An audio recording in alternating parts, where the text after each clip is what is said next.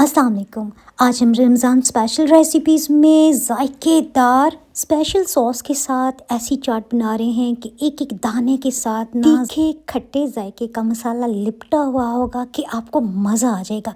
ये चाट ऐसी है कि बच्चे बूढ़े भी इंजॉय कर पाएंगे। इस चाट में सैलड की इतनी ज़बरदस्त मिकदार है ना कि आपको ढेर सारा फाइबर मिल जाएगा और आपको किसी किस्म की और स्नैक्स का दिल भी नहीं जाएगा। आप ना बस आपका हाथ नहीं रुकेगा। टाइम की बचत के लिए काले और सफ़ेद चने हमने एक साथ उबालने थे। जो कुकिंग करते हैं ना उन्हें पता है कि काले चने ज़रा देर से गलते हैं और सफ़ेद चने जल्दी।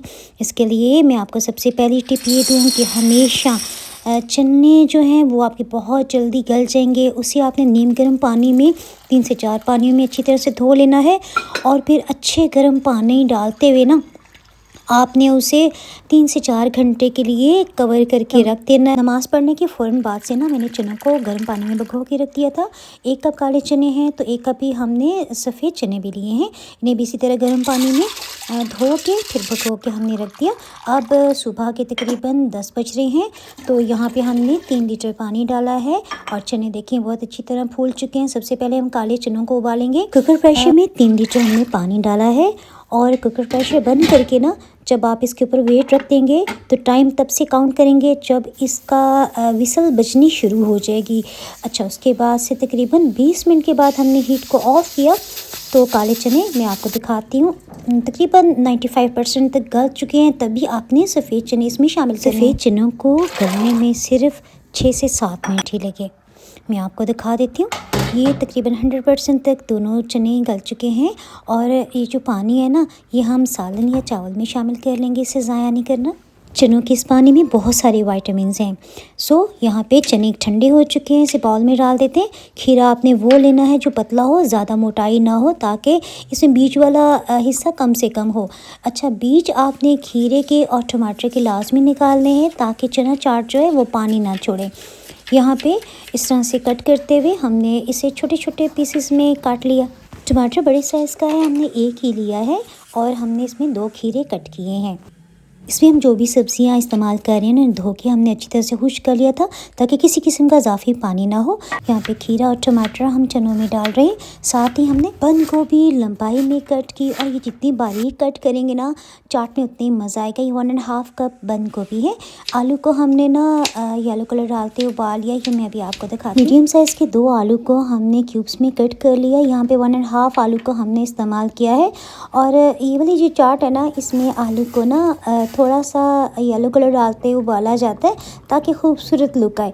अच्छा, ये ऑप्शनल है, अगर आपका दिल ना चाहे तो आप आलू ना डालें। ठंडे हो जाने के बाद आलू भी हमने डाल दिए। अच्छा, प्याज एक दरमियाने साइज़ का है, इसे लंबाई में कट किया, नमक डाल के रखा ताकि इसकी कड़वाहट खत्म हो। अच्छी तरह से हम धो के इस्तेमाल करेंगे। थोड़ी सी सब्ज़ी हमने बचा ली, ऊपर से हम चाट को डेकोर करेंगे। अच्छा, यहाँ सॉस बनाने के लिए 1 गुड़ का पीस, 1 खाने वाला चम्मच चिली फ्लेक्स, आधी चाय की चम्मच सौंठ या खुश्क अदरक और इमली अच्छी तरह से धो लिए है। ये 5 खाने वाले चम्मच है। पानी हमने 1 लीटर लिया है। जब इसमें उबाल आ गया हीट को लो कर दिया और तकरीबन 15 से 20 मिनट के बाद सभी दूध अलग हो गया तो हमने गुठलियाँ निकाल ली हैं इमली की। पे आप इसे ना फ्रीज़ भी कर सकते हैं। अब हम इसको गाढ़ा करने के लिए 2 चाय की चम्मच भर के कॉर्नफ्लावर 1/4 कप पानी में अच्छी तरह से मिक्स करते हुए डाल देते हैं।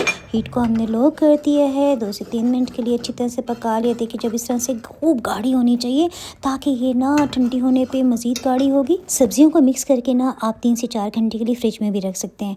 अच्छा, यहाँ इफ्तार का टाइम करीब था। 1 चाय की चम्मच नमक और 1 खाने वाला चम्मच भर के हमने चाट मसाला डाला। इसे अच्छी तरह से मिक्स कर लेते हैं। आपको अंदाज़ा हो सके कि इमली का ये जो सॉस है ये कितना गाढ़ा होना चाहिए।